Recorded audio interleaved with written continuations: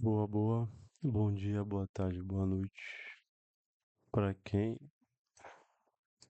tá acompanhando, quem vai acompanhar, vamos dar sequência aí no nosso livrinho O Lugar de Negro, da nossa grandíssima Lélia Gonzalez, em parceria com esse Carlos Razenbaum, que eu não conheço, e pesquisarei depois para ver quem é. Vamos lá, terminamos o último capítulo, que é o a primeira parte do Carlos. Vamos para a segunda, que é o Negro na Publicidade. De antemão, peço que dê o likezinho aí, se inscreva, compartilhe com quem você achar útil e vamos dar sequência na leitura do livro. Demorei um pouquinho pra gravar o episódio de hoje, né?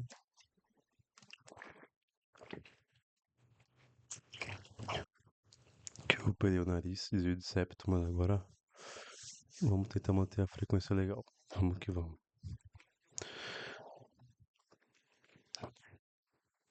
No registro que o Brasil tem de si mesmo, o negro tende à condição de invisibilidade.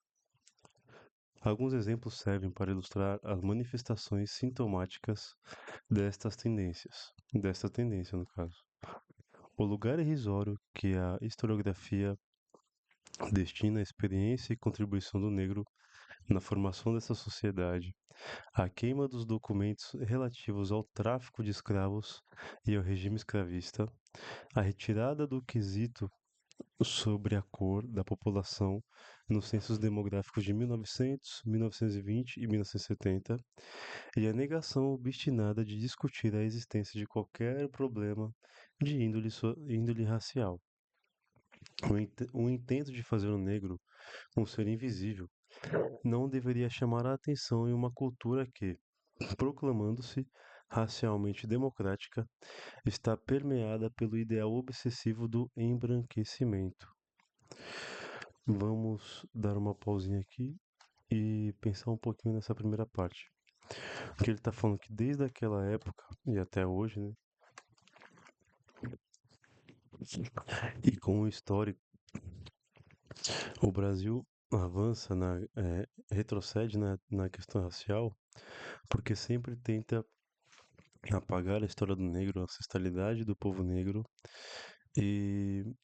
tenta apagar as suas raízes para retirar sua força, né? Retirar sua ancestralidade, porque alguém que não sabe de onde veio, não sabe muito bem o que tem que defender, não sabe muito bem quem são seus iguais. Ou alguém que não tem história, não sabe dizer quem foi o povo que o deixou naquela situação que ele está. Então, a invisibilidade do povo negro é palpável ser. Palpável não, porque senão não seria invisível, né? Ou, quer dizer, não é visível, mas é palpável, né? Você pensa no bairro da Liberdade, em São Paulo, que era um bairro de, de uma historiografia negra muito forte, e agora foi apagado. É utilizado como bairro japonês, com coisinha dos bancos lá do bairro, um monte de coisinha japonesa, sendo que tem uma ancestralidade fodida ali da cultura negra brasileira, né? Então você vê como essa distância do próprio negro com sua história, com sua ancestralidade, impede que ele questione as contradições que tem no nosso dia a dia. Por exemplo, você vai num. Você pensa em num. Você vê aí uma foto de formatura de advogados, procura aí, de uma faculdade top, vai, pública aí, uma USP, a Faculdade de Direito da USP, que é a Sanfran. Vê as turmas que se formaram. Aí você vai ver a etnia, a cor, como essas pessoas aparentam ser. E aí você procura depois presídios, né? Aí você vai ver a cor, essas pessoas, como provavelmente elas estão, como provavelmente elas deverão estar na situação daquela. E depois você procura a divisão entre. A divisão não. Os grupos étnicos do Brasil.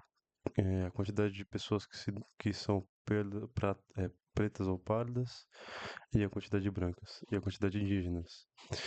Aí você vai ver, vai te acender uma, uma questão que fala, porra, se mais de 50% da população do Brasil é negra, Por que que nos postos mais importantes eles não ocupam, eles ocupam poucos lugares? E a grande esmagadora maioria é branca. É aí que você vai entender por que que é necessária a invisibilidade do povo negro.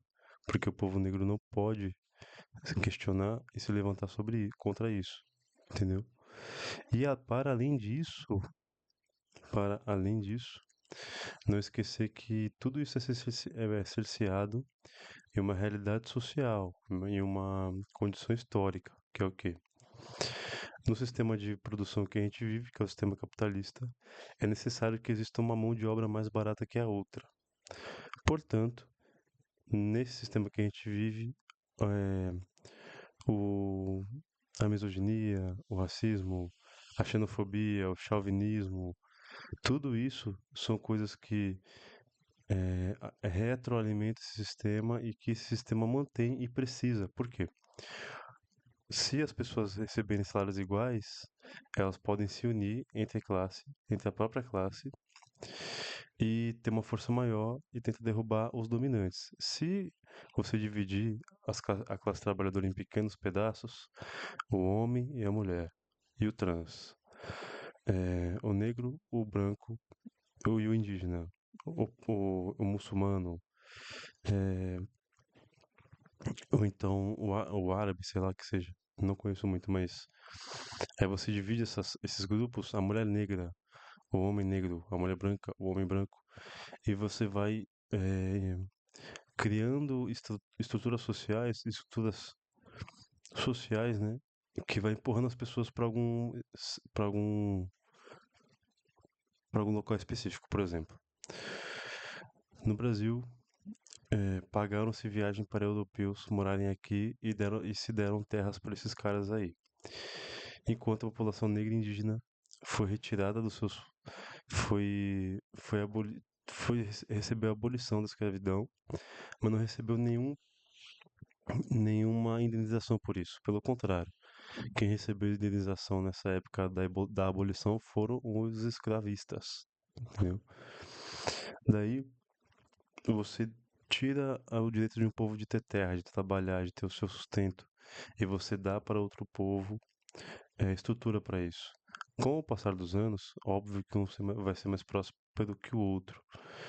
E isso tudo engendrado num sistema onde o ser humano precisa explorar outro.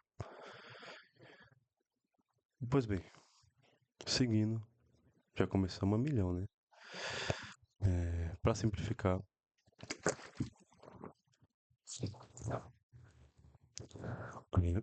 no capitalismo é necessário que exista o racismo porque uma mão de obra tem que ser mais barata que a outra. E a classe trabalhadora tem que estar dividida. Então, no capitalismo tem que existir o machismo, o chauvinismo, tem que existir o racismo, porque se a classe trabalhadora se unir, é um perigo muito grande, é muito mais fácil dividir para poder controlar. Seguindo, o intento de fazer o negro invisível, essa parte de ali, enquanto milhares de trabalhadores chineses chegavam a Cuba, Peru e a costa oeste dos Estados Unidos, o Brasil era o único país das Américas que, tendo passado pela experiência do escravismo, nos anos posteriores à abolição, utilizou vários recursos públicos para subsidiar a imigração europeia e assim evitar a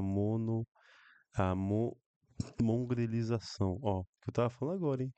Que foi que aqui no Brasil se pagou para os caras viajarem para cá.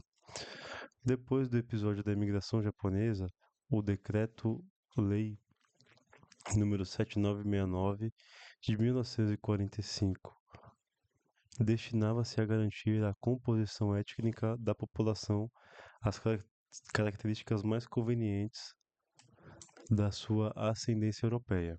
Entretanto, o resultado demográfico do ideal de embranquecimento, através do processo de miscigenação, foi a redução gradual do segmento propriamente negro da população e o reforçamento da propalada meia-raça, meta-raça, perdão, mestiça. Esta, desculpa tá mal de leitura que eu estou voltando agora, mas vamos seguindo. Essa tirada de cena do negro pode ser vista como uma forma de resolver a tensão entre o sentimento da superioridade branca e a culpa de infringir os ditames da mitologia racial vigente. mitologia racial vigente.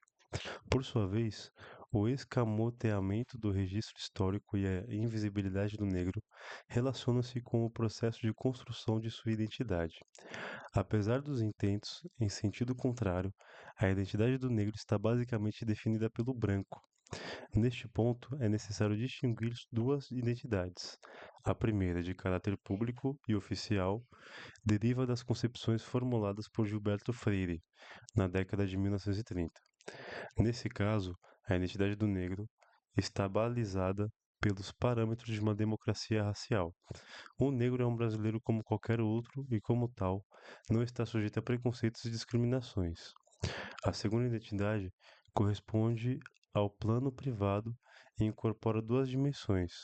Uma delas, a nível mais consciente e deliberado, traduz aquilo que, a boca pequena, em conversa entre brancos, constitui o repertório de ditados populares carregados de imagens negativas sobre o negro. A outra, em plano mais inconsciente, corresponde à estereotipação dos papéis de lugares de negro. Nesta dimensão, o negro é representado ora como trabalhador braçal não qualificado, ora como aquele que ascendeu socialmente pelos canais de mobilidade considerados legítimos para o negro.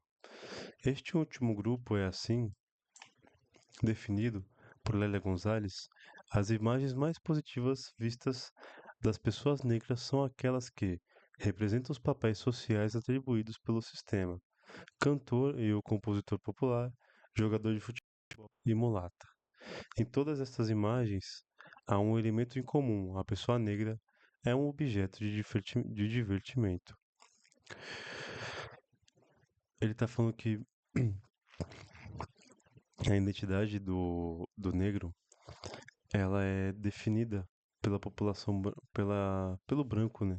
Um branco que fala, ele fala um branco que é abstrato, mas a população branca em geral e todo o seu e todo o seu desenrolar histórico até aqui, né? Então vamos lá. A partir do momento que se existe essa divisão, vão existir formas dessas duas classes, né? Dessas duas classes não, desses dois grupos sociais interagirem. Aí pode ser por conflito, pode ser por coalizão. No caso, óbvio que é conflito, né? E nesse conflito vão existir, resi- é, vão existir vontade de apagamento do outro, né? Como é no caso do branco, que ele a todo momento deseja invisibilizar a pessoa negra. O negro para ele tem que ser a faxineira, tem que ser o jogador de futebol, tem que ser o cantor, é, tem que ser o, sei lá, tem que ser o humorista, tem que ser o engraçado, tem que ser o trabalhador, tem que ser o dócil, tem que ser o quieto. Ou se não, o bestializado, né? Aquele que é um animalesco, que não teve. Que tá muito longe do ser humano por ter uma agressividade muito grande. Ou é sempre assim, né? Ou então, a mulata, que nem ele fala. Vista como uma mulher sexualizada, que tem que ter isso, tem que ter aquilo, que a mulher de pele mais escura ou de uma etnia diferente é boa porque tem isso ou tem aquilo outro, e são sempre características corporais ou que vem o cunho sexual, né? Não, ele não, para ele é inconcebivelmente ver um negro desembargador, latifundiário é difícil, né? É muito difícil. Mas desembargador, dono de uma quantidade legal de terras, é, um agricultor forte, que mais? Um cientista, ou então um apresentador de jornal como William Bonner. Dificilmente uma pessoa branca vai imaginar um negro nessa posição, porque ou se vê, vai se assustar, vai achar estranho, vai pelo menos sentir alguma coisa que, caramba, vai sentir uma diferença ali no status quo, né? Que é o jeito que funciona a sociedade. Então, no frigir dos ovos, a população negra ela vai sendo jogada para a marginalidade e as exceções, o que que vai acontecer? As exceções, eles vão pegando como exemplos e desviando o centro do problema, por exemplo. Ah, mas o Emicida conseguiu dinheiro fazendo um rap de protesto, beleza. Mas a partir do momento que o Emicida mobilizasse, assim, ele já sofre o preconceito que sofre, né? A partir do momento que ele mobilizasse uma força política, se ele fizesse, vai, eh, hortas comunitárias, construísse escolas em regiões menos desfavorecidas, criasse uma estrutura social ali para um ambiente favorável para uma educação para uma população mais pobre, e não só uma educação de matemática, ciência e português, mas a educação politizada que mostrasse que é necessário lutar pelos direitos, que as pessoas soubessem os direitos que têm, etc e tal, você ia ver se ele não era preso ou morria em dois tempos, entendeu? Porque o negro na população no sistema que a gente vive, ele não pode ter voz política, né? Porque é problema. Ou se ele tiver uma voz política, como aquele cara lá do MBL, que seja pro um discurso contrário a toda a historicidade, toda a racialidade e toda a ancestralidade dessa população, desse grupo social. Então ele vai fazer pautas, por exemplo, que o branco sofre racismo também, pautas para acabar com cota. Então ele vai ser o homem negro fantoche que vai servir como instrumento do homem branco. Então você vê que em vários espaços, em vários aspectos, o homem branco está cerceando a identidade do negro ali. O homem branco que retira o acesso de uma pessoa que nasce no Piauí de ter uma água potável. Esse homem branco e rico, um Beto Sucupira, ou o dono da Ambev lá, que eu nunca lembro o nome, e Bibibi, os latifundiários aqui do Brasil, eh, os grandes acionistas da Petrobras, Faria Lima, eles que retiram os pratos de comida das pessoas, né? Eles que fazem, quando o preço sobe do chuchu, do arroz, da batata, os caras jogarem toda a comida fora e não doar. Porque a produção é feita para dar lucro, não para alimentar as pessoas. A comida é produzida no sistema que a gente vive para dar lucro. Porque senão a comida que sobraria, as outras pessoas comeriam no caso, né? As casas que estão vazias, abandonadas, as pessoas morariam. Então, você percebe que o branco ele vai todo momento retirando o acesso da população negra e indígena marginalizada e vai invisibilizando aquele povo e os poucos excedentes, as poucas exceções que existem, ele vai tomando como exemplo, empurrando e continua empurrando o resto para baixo, né? E vamos seguindo. A tipificação cultural do negro nos polos de trabalhadores qualificado e entertainer remete, por sua vez, a outro elemento em comum, condensado em atributos do corpo, vigor e resistência física, ritmo e sexualidade. Lá ele está falando em outros polos do preconceito, como por exemplo, falar que o corpo negro é mais forte, que é por isso que eles têm que fazer esporte, por isso que eles têm que ser bons em esporte, como se fosse como se fosse um ser abstrato, mesmo que como se ele tivesse um nível acima do ser humano, né? É, e isso aí ele só servisse para isso, como se esse ser humano, por sua constituição genética, pelo jeito que ele nasceu, ele precisa ser um atleta. Por exemplo, o cara nasce com a flexibilidade melhor nas pernas, uma força maior, ele teria que ser necessariamente um atleta, um ginasta, só por causa disso?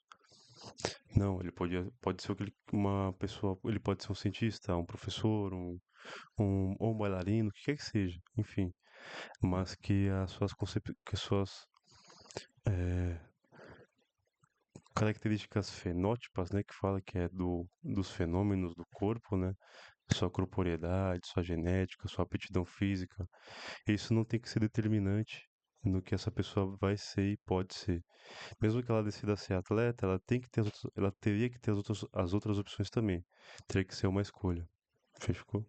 Então você vê que é outra forma de cercear a liberdade da população negra. Mesma coisa com a sexualidade. Para falar que a população negra tem uma aptidão maior, que é mais selvagem, que nem lembra do que eu falei daquela questão animalesca? Ou então a mulher ser vista só como um objeto sexual, ou o homem da mesma forma. etc. Como se não existisse um sentimento, uma conexão, uma procura, uma conversa, e pá, e pum. Então você vê que até na sexualidade é retirada do povo, da população negra pelo branco a capacidade de se conectar, de ter uma empatia, de ter uma relação saudável, entendeu? Vamos seguindo. Ao negar outras características, a estereotipia negra, a estereotipia nega o negro que não encaixa nesses dois polos: o operário qualificado, o empregado de escritório, o bancário, o universitário, etc. As noções de visibilidade de identidade pública e privada imposta pelo branco providenciamos os elementos conceituais, ou providenciam, perdão, os elementos conceituais mínimos para analisar as imagens do negro apresentadas na publicidade. Na medida em que a publicidade opera segundo a linha da menor resistência e que sua função é vender produtos ao maior número possível de pessoas e não mudar estereótipos. A expectativa inicial é que ela tenda a reproduzir as manifestações de racismo presentes na cultura. Dentre as diferentes modalidades de publicidade, optou-se pela observação daquela veiculada pela televisão e um conjunto de revistas. A observação resultou no registro de 117 anúncios publicitários transmitidos pelos três canais comerciais da televisão do Rio de Janeiro e 87 anônimos publicados em 7 revistas selecionadas. A primeira constatação, derivada desse conjunto de anúncios, relaciona-se diretamente à invisibilidade do negro e à autoimagem embranquecida do Brasil. Segundo a estimativa mais atualizada, proveniente da PNAD do 1976, a população do país contava com 41% de pretos e pardos. No mundo da publicidade, a realidade é outra. Em um total de 203 anúncios publicitários de revistas e televisão, o negro está presente em apenas 9. Porra! Sendo que em 3 deles aparece em propagandas do governo, de caráter não comercial. Desta acentuada desproporção, pode-se derivar a conclusão de que, no raciocínio do publicitário, o negro quase que inexiste como consumidor. A limitada capacidade aquisitiva da população negra poderia dar conta da ausência da população negra, perdão, ausência de apelos publicitários ao negro como consumidor potencial de carros de luxo, banheiros com hidromassagem e sofisticados equipamentos de som. Não obstante isso, o leque de produtos anunciados inclui uma variedade de bens e serviços de consumo popular e difundido. Na lógica subjacente à publicidade, a pergunta possivelmente é: se anunciando para se anunciando para brancos, o negro também compra. Porque arriscar-se a denegrir a imagem do produto? Constatada a invisibilidade do negro na publicidade, o próximo passo consiste em determinar como e em que circunstâncias ele faz suas raras aparições. Como as aparições são raras, elas permitem um exame caso a caso, começando com as propagandas governamentais na televisão. A primeira delas é uma campanha de recrutamento de marinheiros para a Armada e mostra um grupo de marinheiros em várias cores de branco. Eita, peraí. De branco a negro, executando tarefas no convés de proa de um navio de guerra. A mensagem transmitida nessa tarefa de equipe apela para a defesa da pátria, tarefa de todo brasileiro, independentemente da cor. A segunda propaganda do governo consiste em uma campanha de alistamento nas Forças Armadas. Ela mostra um jovem negro navegando em canoa um rio, dirigindo-se à cidade mais próxima para apresentar-se no posto de alistamento. O anúncio insinua a presença do negro que, no cumprimento de um dever cívico, transita confiante e de maneira desimpedida pelo mundo dos brancos. Nesse caso, representado pelo funcionário da Junta de Alistamento. A última propaganda governamental é uma campanha de vacinação opa, contra o sarampo e mostra um grupo de crianças pobres brancas e negras que constituem a população alvo da campanha, além de mostrar a preocupação do governo com a saúde da população, particularmente das camadas mais carentes. Uma das mensagens implícita reside na inexistência de divisões raciais no seio do povo.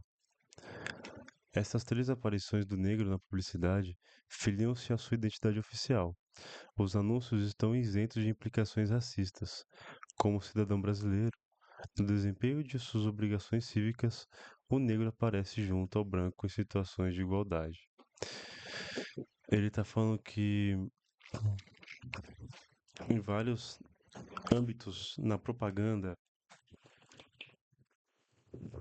no exército, na roupa que usa, no lugar que tem acesso, é, em tudo isso existe uma diferença. Porém, contudo, todavia, quando os dois vão ser julgados no tribunal, é, a palavra dos dois. Peraí. Ele tá falando que é igual, mas não é. Quando comete um crime, só aí o negro é cidadão igual ao branco para ser preso. Porém, contudo, todavia, o negro ele é condenado mais vezes, fica mais tempo e tem menos direitos do que uma pessoa branca na sociedade que a gente vive brasileira. Aí você pode falar, mas perante a lei todo mundo é igual, mas a gente sabe que a lei é feita por humanos, aplicada por humanos. Então você acha que não rola um desvio ali, um aperto na pena, uma liberação aqui e ali, enfim, só um bobo que não pensaria nisso, né? Mas para o advogado, vamos usar o supostamente, isso aqui é uma suposição. É, mas seguindo, ele tá falando que somente nesses momentos que o negro é visto como ser humano, quando ele vai ser preso, que aí pode ser preso, né? Lógico, ou vai passar por um processo. Dando sequência a isso, é impossível ter uma igualdade racial no sistema que a gente vive, não tem como. Considerando o exíguo 3% dos anúncios publicitários de caráter comercial em que o negro aparece de alguma forma, serão analisados primeiro aqueles mostrados na TV. A propaganda mais neutra do ponto de vista de suas implicações raciais é a de um supermercado que atualmente expande sua rede de pontos de comercialização na Zona Sul para a Zona Norte e Rio de Janeiro. Nele aparece uma multidão de pessoas em um espaço aberto, que vai se juntando lentamente até formar uma massa compacta. O grupo dá uma visão do corpo de funcionários da empresa. Na sequência final são destacados em close os rostos é foda. Os rostos de várias pessoas brancas e negras. Eu vou ter que parar aqui, não porque tá chato ou porque tá ruim. É que eu tô morrendo de sono. Morrendo de sono, papo reto. Deixa eu ver só onde eu parei. Página 110. Puta, pior que tá quase terminando, né? Ah,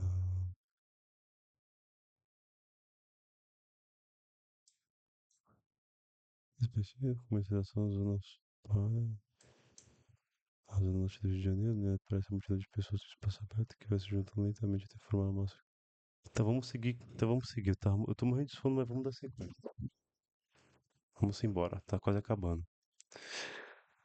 É, Nela aparece uma multidão de pessoas em um espaço aberto, que vai se juntando lentamente até formar uma massa compacta. O grupo dá uma visão do corpo de funcionários da empresa e na sequência final são destacados em close os rostos de várias pessoas brancas e negras. Apesar da ausência de implicações raciais, este anúncio evidencia um procedimento publicitário onde existe uma assimetria no tratamento dado a brancos e negros. Tratava-se de evitar a associação direta entre o negro e produtos específicos, particularmente de uso pessoal. A única exceção desta associação direta que vem à memória é a da empregada doméstica negra que, autorizada pelos seus longos anos de experiência na cozinha, pode afirmar que a marca X faz o cafezinho mais gostoso ou o detergente Y lava melhor a louça. O anúncio seguinte. Tá no F1? Opa, aqui. O anúncio seguinte corresponde a uma rede de lojas que disputa a fatia. Peraí, tá gravando, beleza. Que disputa a fatia mais popular do mercado de eletrodomésticos. A sequência inicial mostra um casal negro cantando e dançando ao ritmo de um samba. Segue enfocando outro casal branco e termina mostrando um grupo de pessoas de várias cores. Novamente, ainda existe uma associação entre o negro e os produtos específicos. Por outro lado, apesar da propaganda fazer um apanhado de pessoas comuns em situações de rua, a coreografia do casal negro entoando um samba que faz com que ele se aproxime da categoria de entertainer. A última propaganda televisiva é a de uma marca de cerveja. Dentro de um botequim e em um clima festivo, com samba, com música de fundo, ela mostra um grupo de jovens brancos bebendo chopp. Segue enfocando o homem negro e termina com outro grupo branco bebendo. Este é o único anúncio que, possivelmente pela popularidade do produto, estabelece uma associação entre o negro e o produto, ainda que esta associação esteja diluída pela presença majoritária de pessoas brancas.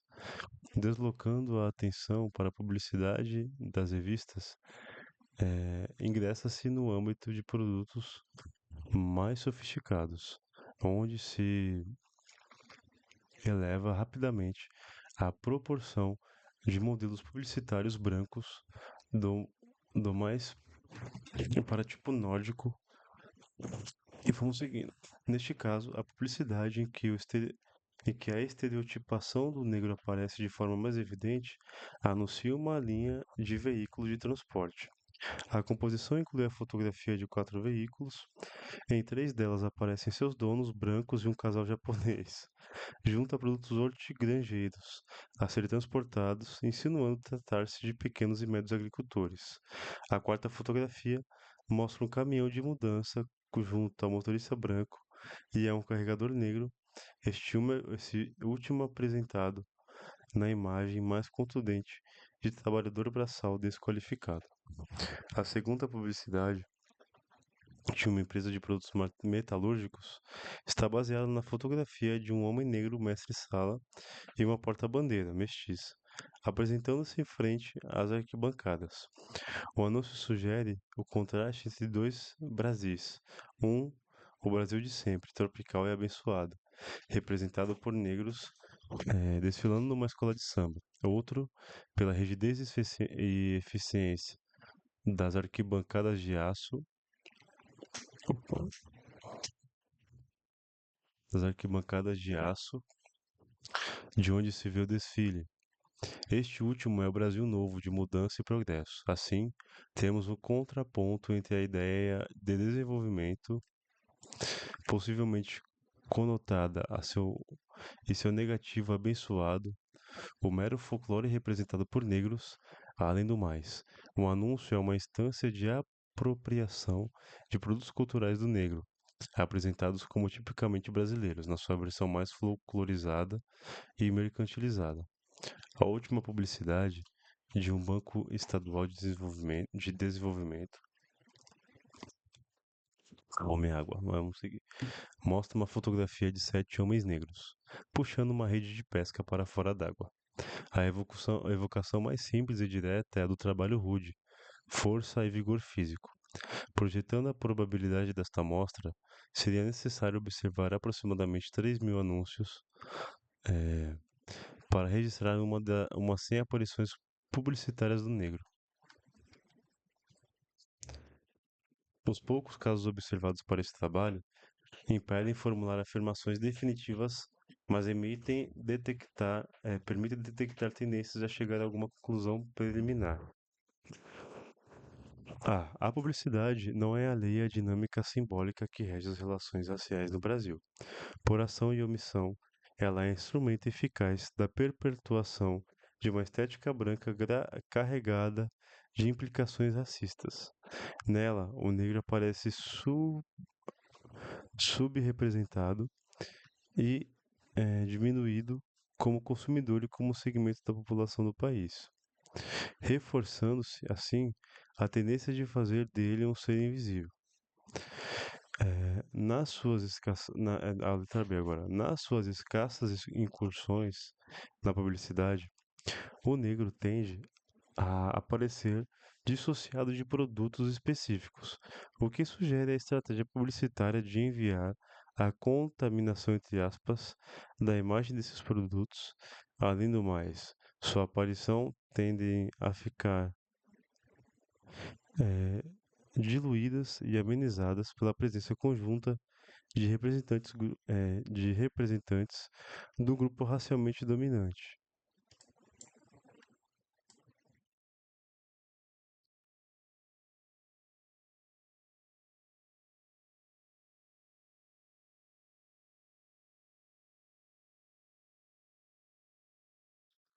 Ih, me perdi.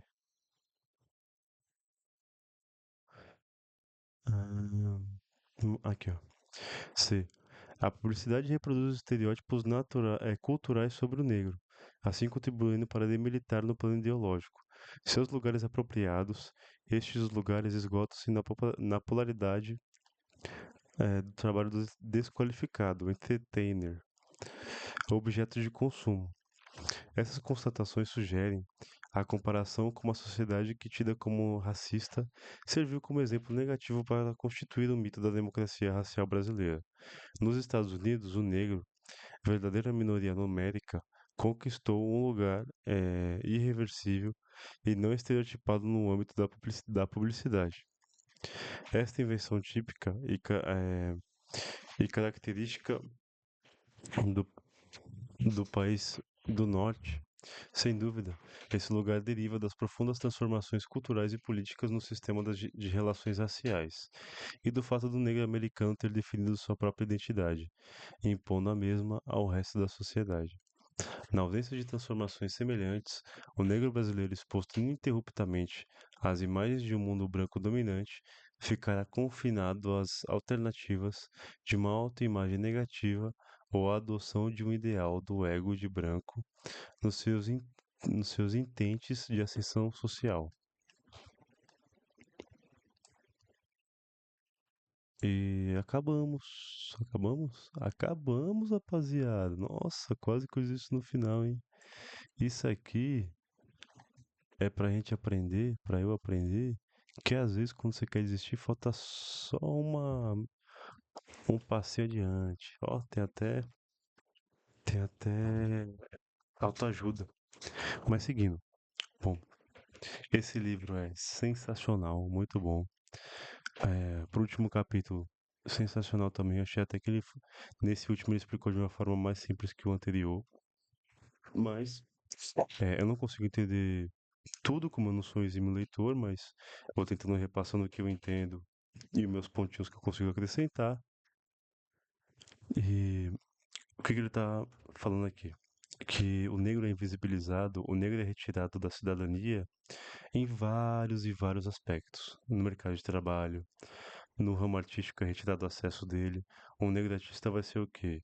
Na maioria dos casos, dançarino, cantor, é... dificilmente ele vai ser um pintor ou então uma pessoa que um violinista muito famoso. Nem tô falando de coisa de tocar música clássica, mas um violinista que toque uma música contemporânea, que mande um funk no violino, que modifique, use uma batida de rap, pipipopopó, mas que seja um músico muito famoso. É muito difícil disso acontecer. muito raro. E caso aconteça, no sistema que a gente vive, no capitalismo, como eu falei, até as exceções são utilizadas como massa de manobra. É como se fosse pegasse, vai, o Neymar, né? E falasse que qualquer pessoa poderia se tornar um jogador excelente como ele no seu auge. Né? Não tô falando hoje em dia, mas no seu auge. Então, tipo assim, você falar que qualquer pessoa consegue ser um Neymar. Existe campo de futebol e bola em qualquer lugar que você vai, em qualquer quebrada. Mas é uma imbecilidade você achar que um gênio, uma pessoa que tem uma. Não, eu não sei um gênio, mas uma pessoa que tem uma aptidão muito grande para fazer certo esporte, é, isso vai existir em qualquer lugar. E uma aptidão tão grande, uma sorte tão grande, que essa aptidão seja florescida, tenha uma estrutura ali com o pai, no caso dele, e que consiga levar ele para treinos e pá, e pum, e que ele consiga ter uma alimentação saudável para poder jogar.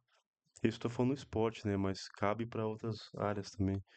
Eh, como tem que existir toda uma estrutura familiar, social, para que exista um filho jogador de futebol, ou um filho pianista, ou um filho engenheiro, um filho advogado. Precisa existir uma estrutura, uma rede de apoio ali para aquela criança, adolescente ou adulto, para conseguir galgar um caminho maior, eh, mais benéfico para essa família, né? Então, para você mandar um filho para a Argentina para cursar medicina, você tem que ter dinheiro de sustentar ele aqui, de educar ele aqui, tem que ter dinheiro de manter ele lá fora e depois tem que ter dinheiro de fazer ele voltar, entendeu? É, então, o que ele está falando é que o negro, em todas as medidas sociais, econômicas, culturais, é arrancado dele essa ancestralidade e essa capacidade de ascensão. E aí, as exceções que existem, elas são tomadas como exemplo. Porém, para um povo mais atento, mais ligeiro, mais já consciente, ele percebe que o quê? Que isso não serve de nada, não adianta existir, não que não seja válido, né? Não adianta existir uma Majutindade apresentando, acho que é o Fantástico que ela apresenta, né? Que eu não acompanho TV, perdão. Não adianta um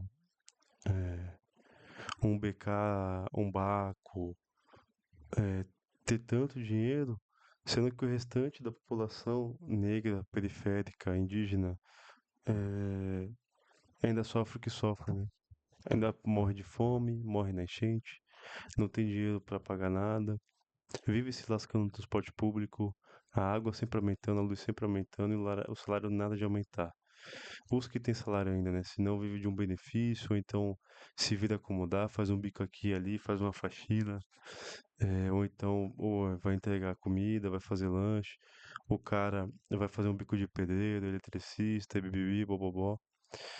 Então, socialmente, essa população ela é jogada para a marginalidade.